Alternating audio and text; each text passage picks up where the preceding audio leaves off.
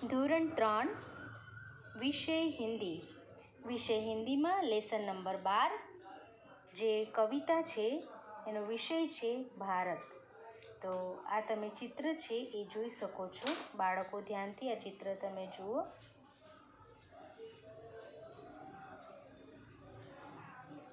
જોયું બાળકો આ ચિત્ર? હવે આપણે આ જે કવિતા છે એને વાંચીશું. भारत मेरा देश है प्यारा, सबसे न्यारा देश हमारा. गांधी बापू सबके बापू, प्यारे लगते गांधी बापू. भारत माँ के हम हैं बच्चे, तुम हमें न समझो कच्चे. તો અહીંયા આગળ એક નાની એક કવિતા આપેલી છે જેને આપણે સમજવાનું છે. અહીંયા લખ્યું છે ભારત મેરા દેશ હે પ્યારા, એટલે ભારત આપણો શું છે? દેશ છે. અને એ દેશ આપણને શું છે? વહાલો છે, હે ને? એમ કે છે.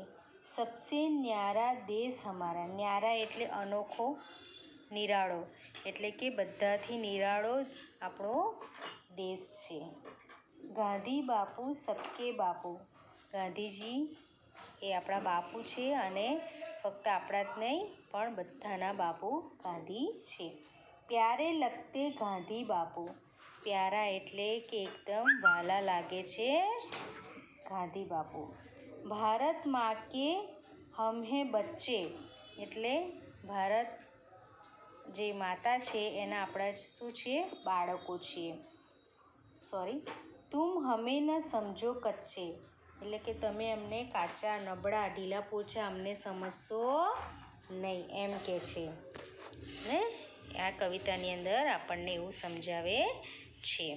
પછી અહીંયા આગળ છે કેટલાક શબ્દાર્થ આપ્યા છે બાળકો. સબસે એટલે બધાથી, સમજો એટલે સમજો, તુમ એટલે તમે, હમ એટલે અમે, ન્યારા એટલે અનોખો, નિરાળો, કચ્ચી એટલે કાચા, નબળા. તો આ રીતે એક નાની આપણને કવિતા આપેલી છે. હવે આપણે એને સ્વાધ્યાય જોઈશું બાળકો. સ્વાધ્યાયની અંદર પ્રશ્ન 1 આપ્યો છે, નીચેના વાક્યોનું ગુજરાતી કરો. તો અહીંયા લખ્યું છે, પહેલાં આપણે જે વાક્યો છે એ વાંચી લઈએ. ભારત મેરા દેશ હૈ, हम भारत माँ के बच्चे हैं, हम भारत माँ की रक्षा करेंगे, बोलो भारत माता की जय, हमारा देश न्यारा है. તો એક એક વાક્યનું આપણે હવે ગુજરાતી કરીએ. ભારત મેરા દેશ એટલે કે ભારત મારો દેશ છે. હમ ભારત માँ કે બચ્ચે હે એટલે કે અમે ભારત માના બાળકો, ભારત માતાના બાળકો છીએ. હમ ભારત માँ की રક્ષા કરેંગે, અમે ભારત માની રક્ષા કરીશું. બોલો ભારત માતા કી જય, બોલો ભારત માતાની જય. હમારા દેશ ન્યારા હે, અમારો દેશ નિરાળો છે. હવે આપણે જોઈશું નીચેની કાવ્ય પૂર્ણ કરો. તો ભારત મેરા દેશ હે પ્યારા, સબસે ન્યારા દેશ હમારા, ભારત માँ કે હમ હે બચ્ચે, તુમ હમે ન સમજો કચ્ચે. તો આ રીતે તમારે જે કાવ્યની પૂર્તિ છે એ બાળકો તમારે કરવાની છે. હવે આપણે જઈશું પ્રશ્ન નંબર 3 ઉપર. પ્રશ્ન નંબર 3 પર લખીશું નીચેના પ્રશ્નોના ઉત્તર લખો. તો કેટલાક 4 પ્રશ્નો આપ્યા છે, એ 4 પ્રશ્નોના ઉત્તર આપણે લખવાના છે. પહેલું છે હમારે દેશ કા નામ ક્યા હૈ? તો હમારે દેશ કા નામ ભારત है. બીજો સવાલ છે हम किस माँ के बच्चे हैं? हम भारत माँ के बच्चे हैं. ત્રીજો છે हमें गांधी बापू कैसे लगते हैं? तो हमें गांधी बापू प्यारे लगते हैं. ચોથું છે हमारा देश कैसा है? તો જવાબ છે हमारा देश न्यारा है. ફરી એક વખત સવાલના જવાબ બાળકો જોઈ લઈશું. हमारे देश का नाम क्या है? तो जवाब છે हमारे देश का नाम भारत है. हम किस माँ के बच्चे हैं? तो जवाब છે हम भारत माँ के बच्चे हैं. ત્રીજું છે हमें गांधी बापू कैसे लगते हैं? जवाब છે हमें गांधी बापू प्यारे लगते हैं। चौथું છે हमारा देश कैसा है? तो जवाब છે हमारा देश न्यारा है। तो અહીંયા ઘડી હવે આગળ પ્રશ્ન નંબર 4 પર જોઈશું અને બતાવ્યું છે રાષ્ટ્રધ્વજમાં રંગ પૂરો।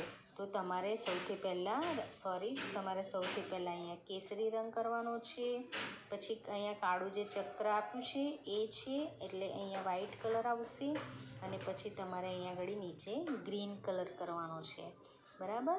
તો આ રીતે તમારે આ જે રાષ્ટ્રધ્વજ છે એની અંદર રાષ્ટ્રધ્વજમાં કલર કરવાનો છે। તો બાળકો આ તો એકદમ નાની કવિતા હતી એટલે સાથે સાથે આપણે જે 14 નંબરનું જે ગિનતી છે એ આપણે લઈ લેવાના છે સાથે। તો 14 નંબરનો લેસન પણ આ જ વિડીયોની અંદર આવશે બાળકો, અને એ ગિનતી છે 16થી 30 સુધીની આપણી તે ગણતરી છે એ આજે આપણે આ જ કવિતા પૂરી થઈ ગઈ છે। તો આ જ વિડીયોની અંદર તમને 14મો પાઠ પણ સાથે ભણાવી દઉં છું। તો આપણે 14મો પાઠ જોઈશું। તો લેસન નંબર આપણે 14 જોઈશું અને લેસન નંબર 14ની અંદર બાળકો આપણે ગિનતી જે 16થી તે 30 સુધી આપણે કરવાની છે। તો બાળકો આપણે 16થી કરીએ કેમ કે એની પહેલાં આપણે 1થી 15 સુધી આપણે શીખી ગયા હતા। તો હવે આપણે 16થી 30 સુધી હિન્દીની અંદર શીખીશું।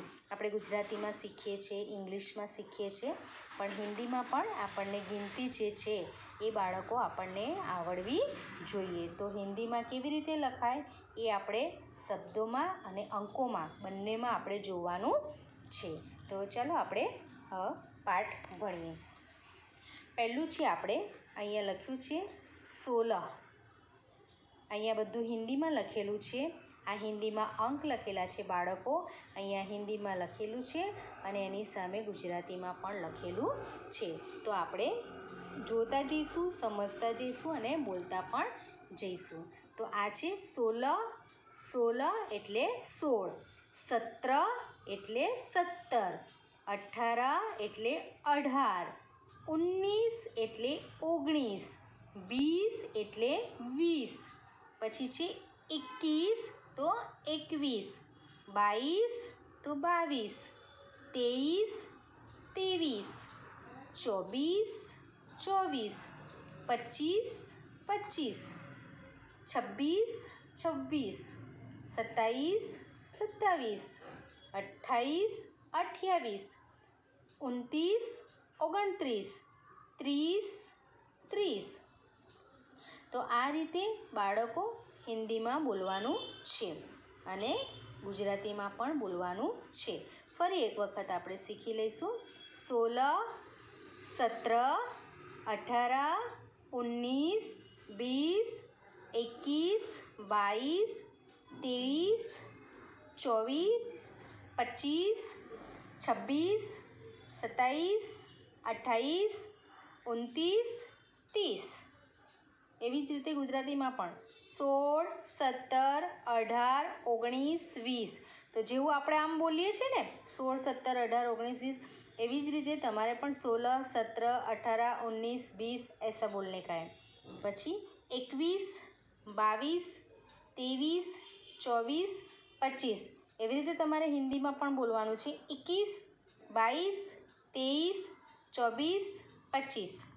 પછી છે 26 27 28 29 30। તો હિન્દીમાં આ રીતે બોલવાનું 26 27 28 29 30। તો આ રીતે બાળકો આપણે 16થી 30 સુધી શીખવાનું છે। તો હવે આપણે આ શીખી લીધું છે, બોલી પણ લીધું છે। તો બાળકો આ તમારે નોટમાં લખવાનું રહેશે। હવે આપણે જઈશું સ્વાધ્યાય। સ્વાધ્યાયની અંદર બાળકો પ્રશ્ન 1 છે નીચેના ગુજરાતી અંકો સામે હિન્દી અંકો લખો। તો અહીંયા આગળ ગુજરાતી અંક આપેલા છે, તમારે એની સામે હિન્દી અંક લખવાના છે। તો 22 તો 22, 21 તો 21, 17 તો 17, 16 તો 16, 25 તો 25, 23 તો તો આ રીતે 23 લખવાના છે. 19 તો તમારે આ રીતે 19 લખવાના. 20 તો આ રીતે 20 લખવાના છે. 26 તો આ રીતે તમારે 26 લખવાના. 27 તો આ તમારે 27 લખવાના. 18 તો આ રીતે 18 લખવાના. 28 તો આ રીતે તમારે 28. પછી 30 તો આ રીતે તમારે 30 લખવાના. 29 તો તમારે આ રીતે 29 લખવાના. 24 તો આ રીતે તમારે 24 લખવાના. અલગ પડશે અંકો, એ રીતે તમારે થોડું ધ્યાન રાખવાનું છે. જો બરાબર આગળ આપણે જે શીખી ગયા 16થી 23 બોલ્યા સમજ્યા, તો એને તમે 2 કે 3 વખત લખશો તો સરસ રીતે તમને એ લખતા આવડી જશે અને પછીથી તમે સરસ રીતે જ્યારે સ્વાધ્યાય લખશો ત્યારે તમને એમાંથી આવડશે. હવે આપણે જોઈશું પ્રશ્ન નંબર 2 પર. પ્રશ્ન નંબર 2ની અંદર આપણે જોઈશું, એ બતાવ્યું છે, નીચેના અંકોના ગુજરાતી અર્થ સામે હિન્દી શબ્દો લખો.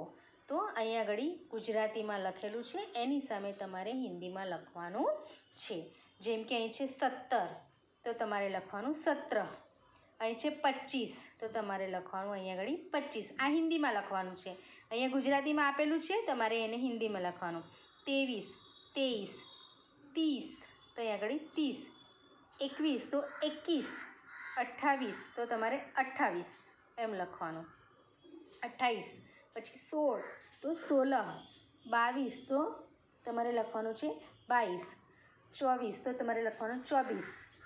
27 તો તમારે શું લખવાનું છે 27. અહીંયા 27 લખેલું છે, તમારે 27 લખવાનું. અહીં છે 19 તો તમારે લખવાનું છે, તો તમારે પણ લખવાનું છે 19. પછી છે 18 તો તમારે લખવાનું છે 18. હ પાછળ તમારે આવો જોઈએ તો 18 એવું લખવાનું છે. તો આ રીતે બાળકો તમારે લખવાનું છે. આપણે ફરી એક વખત બોલી જોઈશું. 17, 17, 25, 25, 23, 23, 21, 21, 28, 16, 16, 22, 22, 24, 27, 27, 19, 18, 18. તો આ રીતે બાળકો તમારે બોલવાનું છે. હવે આપણે જઈશું પ્રશ્ન નંબર 3 ઉપર. પ્રશ્ન નંબર 3ની અંદર ફરીથી આપણે જોઈશું, નીચેના અંકોના હિન્દી અર્થ સામે ગુજરાતી શબ્દો લખો. પહેલાં ગુજરાતી લખેલા હતા અને આપણે એને હિન્દીમાં લખ્યું. હવે આ હિન્દીમાં લખેલું છે, હવે આપણે એને ગુજરાતીમાં લખવાનું છે. તો અહીંયા લખ્યું છે 18 એટલે 18. પછી એક મિનિટ. 18 તો તમારે અહીંયા આગળ 18 લખવાનું છે. 19 તો તમારે 19 લખવાનું છે. પછી છે 29 તો તમારે 29 લખવાનું. પછી છે 17 એટલે તમારે 17 લખવાનું છે. 24 એટલે તમારે 24 લખવાનું છે. 25 તો તમારે 25 લખવાનું. 27 તો તમારે 27 લખવાનું છે.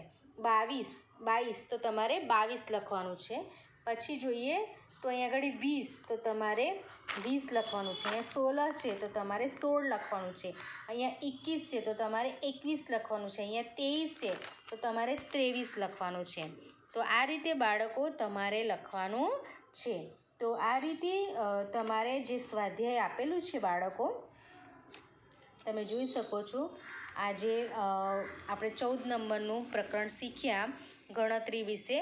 તો એનું જે 16થી જે 30 સુધી આપેલા છે અંક, પછી હિન્દીમાં અને પછી ગુજરાતીમાં, એ તમારે 2 વખત લખવાનું છે. અને જે સ્વાધ્યાય છે એ તમારે 1 વખત લખવાનું છે અને સરસ રીતે તમારે એને નોટબુકમાં લખવાનું છે.